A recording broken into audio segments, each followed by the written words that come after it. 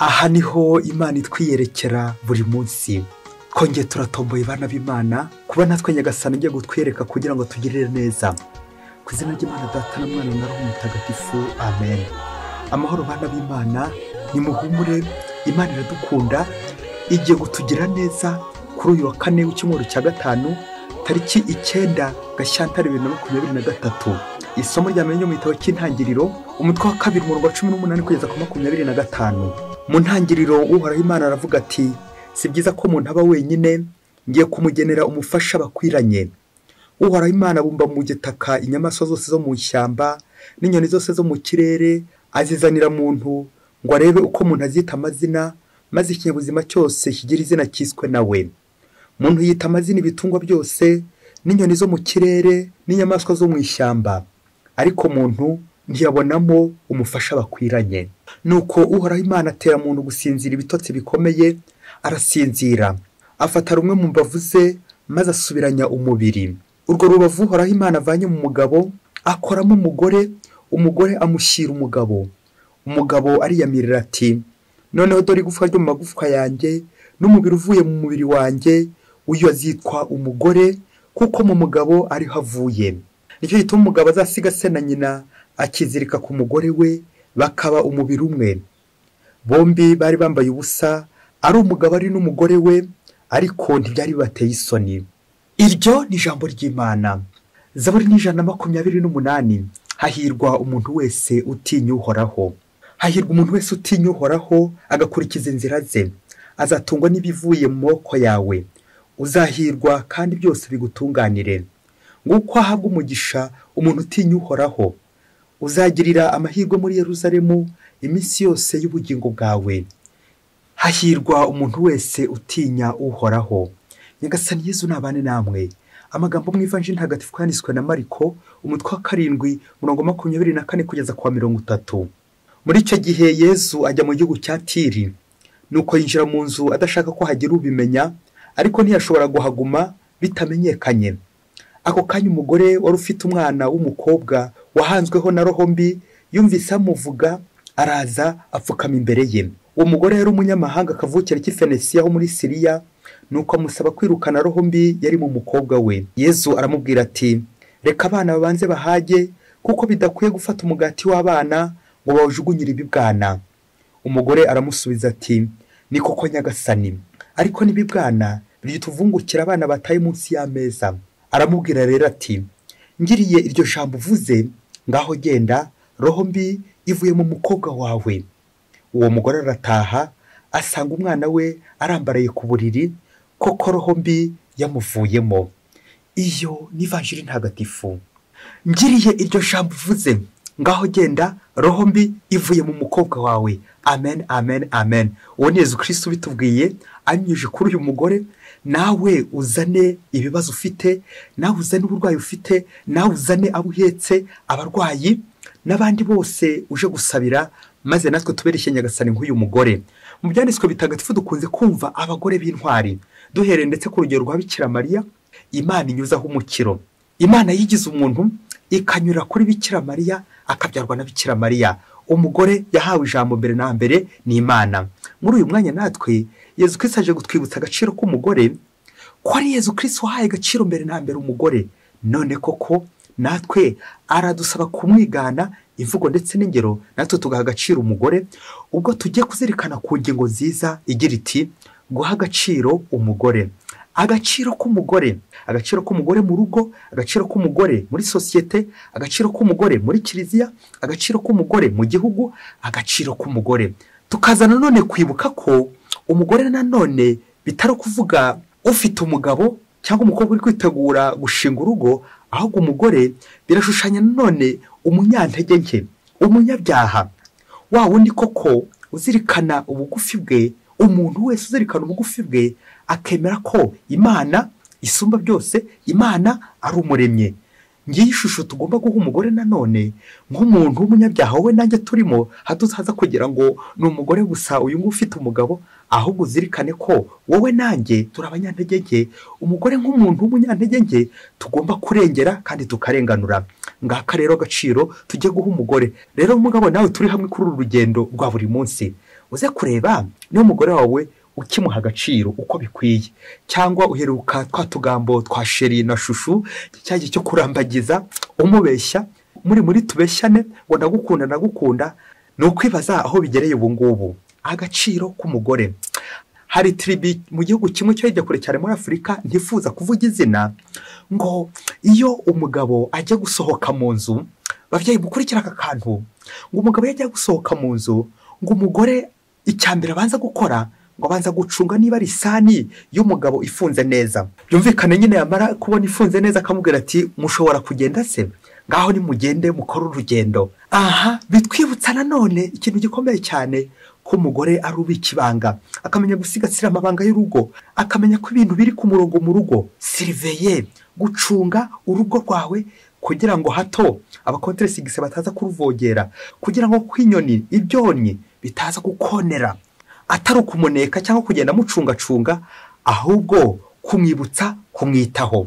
Ubwo turi kugana mu byanditswe bitagatifu, ndifuza mbere ya byose kubanza kwibutsa abagore agaciro kabo mu rugo, ngabereho guhitura umugabo, ngabereho kugira umugabo inama mbere na mbere, maze ko tuze kumva n'ikimana bitubweho uyu munsi. Iyi verise iryohera cyane, uzasome muri Matayo 27:19, aho twumva umugore wa Pilato agira Pilato inama ku rupfu rwa Yesu. Nuko umugore wa Pilato aramubwira ati, uramenye ntiwivange mu by'uwo muntu w'intungane, dore naraye ndose byinshi byambabaje bitewe nawe. Amen, amen, amen, amen. Umugore mu rugo. Iyo ufite umugore mwiza mu rugo umerewe neza, kuko kugira inama araguhitura. Yavuga igira iti, ukurusha umugore mwiza burya bakurusha n'urugo. Mu guha agaciro umugore, turaza kubona ko benshi bafata umugore nk'ikintu aho kumufata nk'umuntu. Ubwo mu isomo rya mbere twumvise n'Imana iha agaciro umugore, ikibutsa umugabo ko atagira agaciro igihe atari kumwe n'umugore. Twumvise mu isomo rya mbere turi gutega amatwi amavu n'amavuko y'isi n'ijuru, abantu ndetse n'ibintu, uburyo Imana koko imaze kurema ibintu yabishyiriye umugabo, wa mugabo yari amaze kurema Adamu, ngo abyita amazina. Ariko twumvise uburyo Adamu mu bintu byose muri izo nyamaswa zose yise amazina, yabuzemo n'imwe babana, yabuzemo bakwiranye, umufasha bakwiranye. Aha muri iri somo rya mbere turazirikana umurimo wo gufasha. Umugore ni umufasha w'umugabo. Na nicyo iri somo ritubwiye, ritwibukije ko koko umugore n'umugabo ari mahwi, umugore n'umugabo batagomba gutandukana, ahubwo bagomba kuba magirirane. Iri somo rikaza ritwibutsa nanone rishimangira isakamento ryo gushyingirwa, ubwo bagize bati, nicyo gituma umugabo azasiga se na nyina akizirika ku mugore we, bakaba umubiri umwe. Amen, amen, amen, amen. Ibi gatwibutsa za ntego 3 z'ingenzi z'abashakanye biri mu mugambi w'Imana. Iya mbere no gufasha Imana kurema, iya kabiri ubumwe bw'indatana ku bashakanye, l'indissolubilité du mariage, icya gatatu kurera neza Kristo abana Imana ibahaye. Nguwo umugabo n'umugore bagomba kuba magirirane, ngurwo urugo rwubatswe na babiri, umugabo n'umugore.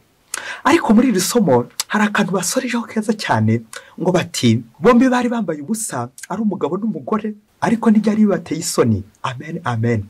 Twakwibaza impamvu bitari bateye isoni, kandi ubusanzwe umuntu yambaye ubusa bimutera isoni.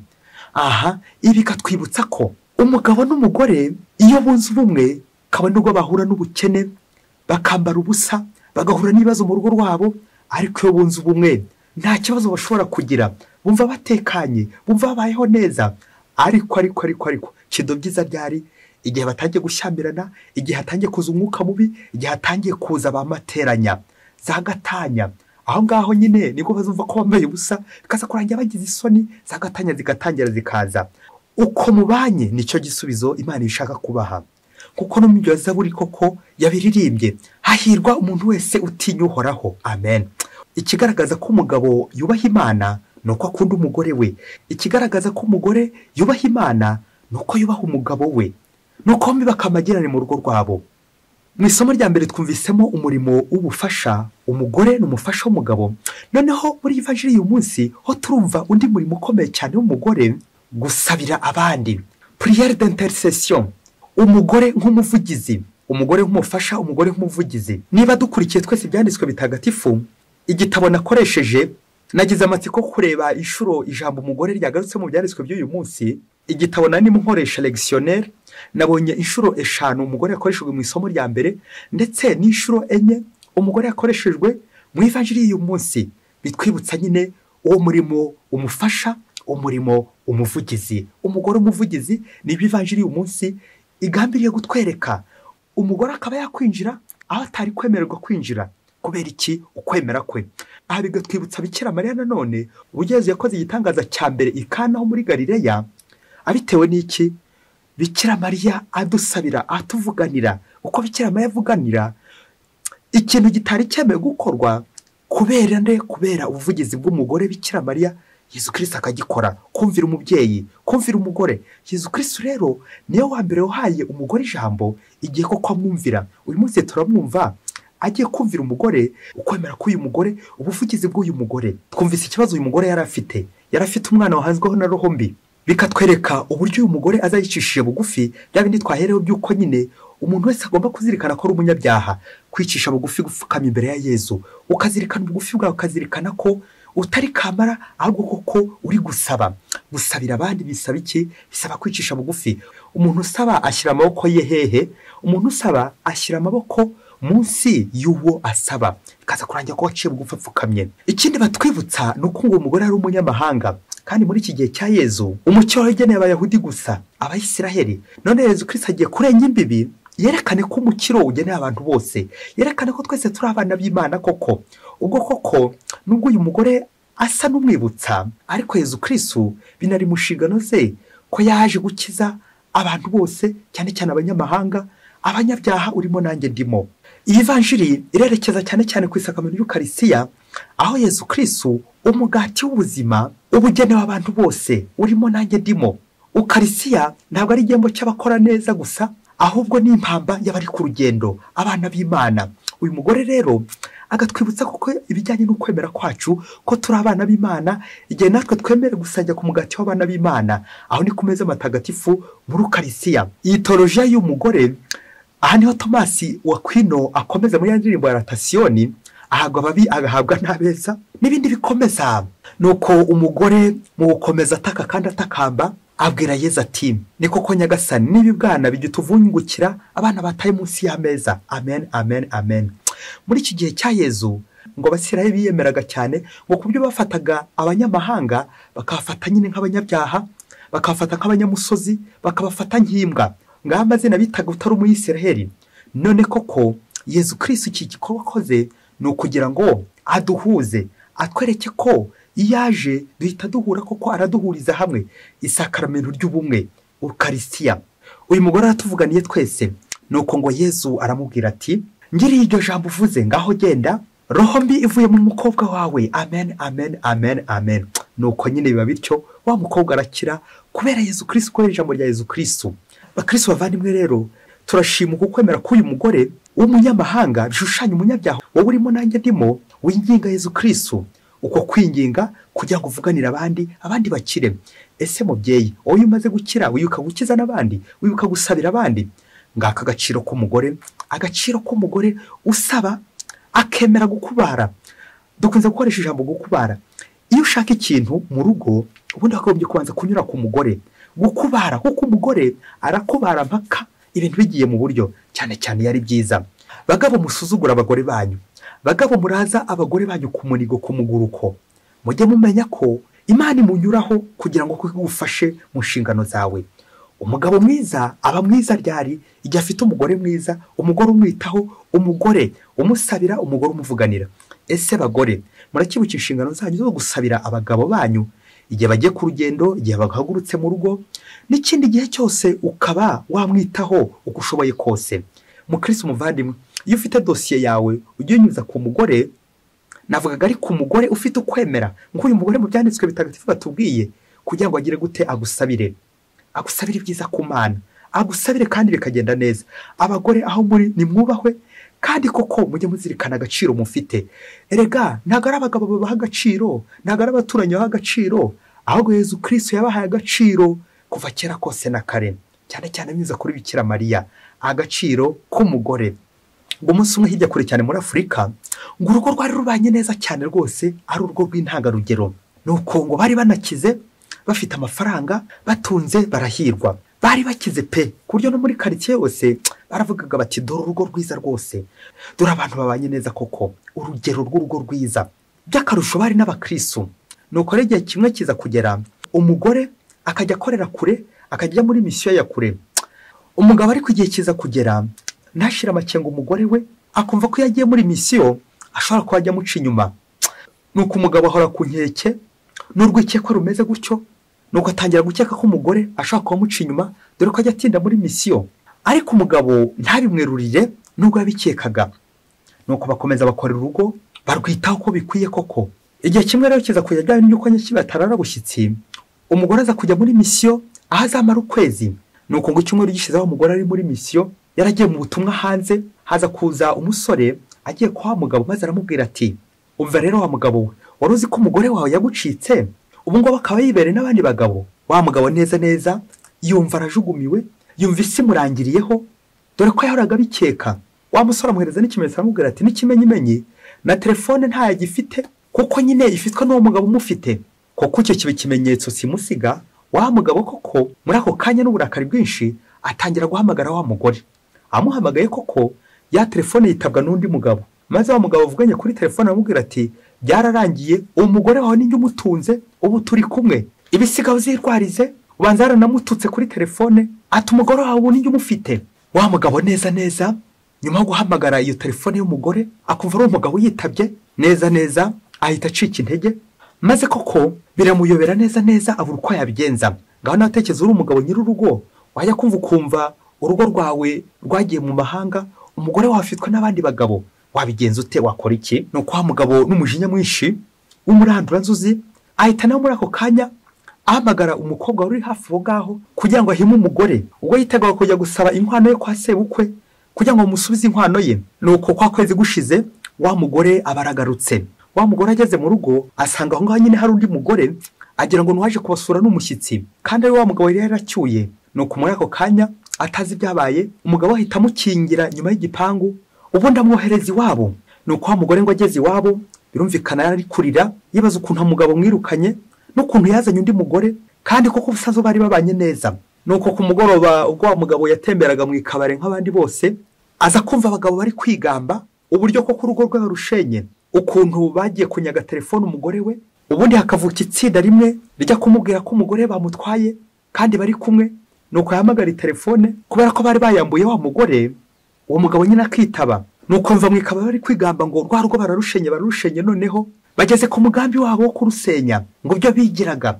Wa mugabo amaze gukurura amakuru yose y'ukuntu umugore bamwambuye telefone, bagira ngo koko babeshye umugabo ko umugore yashatse undi mugabo iyo muri misiyo. Wa mugabo nyir'urugo ageze mu rugo koko ubanza zimushizemo, atangira gukurura uburyo bwose b'abantu baje kumubeshya, n'uburyo bwose urugo rwe barushenye koko kubera iryo shyari. Ngaho nawe tekereza, uyu mugabo umaze kumenya noneho amakuru y'impamo y'ibyago uyu mugore yagiriye aho yari yagiye mu butumwa, uburyo bamwambuye ibintu yari afite, n'uburyo yaje kumwihimura akazana undi mugore.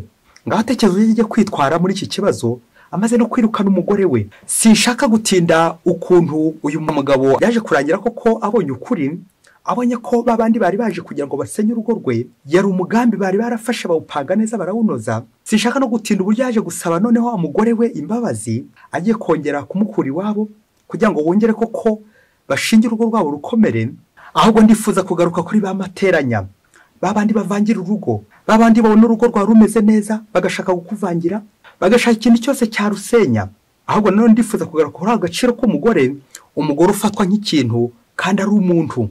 Uko abagabo benshi bagiye bafata abagore babo nk'inyamaswa, nk'ibintu, ukumva ko umugore nta cyakubwira, nta gitekerezo yakungura, nibwo bizarangira koko utanamubajije ugahita umwirukana, nawe ugatangira ukihorera. Ese mugabo mugore, uwo mwashakanye aramutse aguciye inyuma, nawe kumwishyura nibyo byakunezeza? Nguko abagabo benshi bajya bashaka kuba mu ishyamba, navugaga kubana n'inyamaswa aho kuba mu rugo, navugaga mu rugo nyine bakabana n'abagore babo. Nguko uko abenshi bajya mu ikabare bakumva amabwire bakristo bavandimwe. Akawa mugabo wanditse ku gipangu cye ati, ugenzwa n'amagambo ntakangerere mu rugo. Bakristo bavandimwe, uzasanga abantu benshi bumva amabwire, ukumva amabwire nyamara ntiyumva uwo mubana ngo wumve ibyo akubwira, bityo ko mukomeze kunga ubumwe mwubaka urugo rwanyu rukomere. Ariko icyawe uzumva amabwire yo hanze, wumva amabwire y'abaturanyi, wumva amabwire y'abakontre 6, kandi cyabo barakugiriye ishyari ari ukugira ngo urugo rwawe rusenye, wowe bikaza kurangira urugo rwawe barushenye bagiye kubaka izabo. Tujye tuzirikana ko mu isezerano rya kera umugore ntabwo yahabwaga agaciro, ndetse ngo niyo bamufataga yasambanye bamuhanishaga amabuye, bakamutera amabuye. Ariko ukibaza ngo umugabo wabaga wamusambanyije we bamuhanishaga iki? Ibaze nanjye nibaze. Uzasanga rero Yesu Kristo, twebwe muri iki gihe cy'isezerano rishya, Yesu Kristo yahaye abagore ijambo. Umugabo nawe ugiye wibaza ikibazo kigira kiti, ntabwo ari ukugira ngo abagore mujye mudoho uko mushatse. Mugabo ugiye wibaza uti, ese guki ushobora gucikaho umugabo ukishora mu ngeso mbi ugaca inyuma umugore wawe? Umugore wawe aho nacikwa wowe uzamwihanganira? Ngo akawa umugabo aherutse gufungura ngo yari afashe umwana w'umukobwa ku ngufu, nuko baramubaza bati, ubu usanze umugore wawe yaguciye inyuma wa mugenzi ute? Nuko arasubiza ati, nahita mutema nkamwohereza iwabo atemye. Bakristo bavandimwe, nk'uko abantu benshi kwifitemo ubugome, ububisha, nanjye kuvuga ubunyamaswa, ngo bwari buri muri iri shyamba cya gihe Adamu ari kwita amazina inyamaswa, bikaza kurangira ko atabonye mu bakwiranye. Nguko abakristo bavandimwe, uwo dukwiranye ninde? Umugabo n'umugore. Wa muntu mubana ujye umwitaho kandi umwubahe, kuko niyo Imana yaguhaye ngo agufashe akwiteho, mubane neza mu rukundo. Mukristo muvandimwe, niba ushaka ko ukomeza kwishima mu muhamagaro wawe, niba ushaka ko urugo rwawe rukomera rukaho mu byishimo, wirinde amabwire, wirinde amagambo y'abakontresigise, amagambo y'abantu batishimiye ko mubaho neza, amagambo y'abantu bari kubagendaho. Uyirinde. Mbere yo gukora igikorwa ujye ubanza ushishoze. Kandi ikindi, kwihorera ntabwo ari umuti w'ikibazo.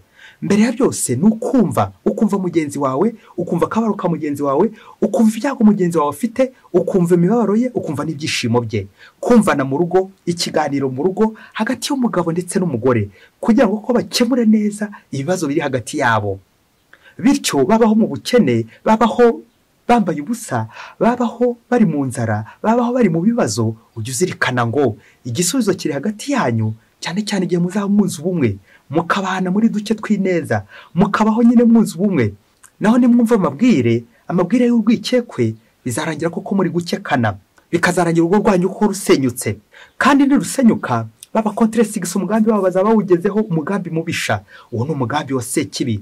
Mukristo muvandimwe, uze kwisuzuma urebe niba Sekibi atari gushaka kwinjira mu rugo rwawe kugira ngo koko aruhanagure, kugira ngo koko aruburagize, kugira ngo urugo rwawe rusenyuke. Uyu munsi mu guha agaciro umugore, dusigasire ingo zacu, buri wese amenye icyo ashinzwe mu rugo, maze koko twese turangamire Yezu nk'abanyabyaha, abanyantege nke. Natwe Yezu Kristo yaje kudusura kugira ngo atugire neza. Mutagatifu Yohani Mariya Vianney yavugaga ati, mujye muhazwa kenshi ukarisiya. Abwira abakristo b'iyarisi ati, mujye muza muhabwe Yezu kenshi. Yego ntimubikwiye, ariko murabikeneye. Amen. Mwese Imana ibahe umugisha. Imana Data na Mwana na Roho Mutagatifu. Amen. Padiri Musumbuko na Disilasi wa Diyosesi ya Cyangugu.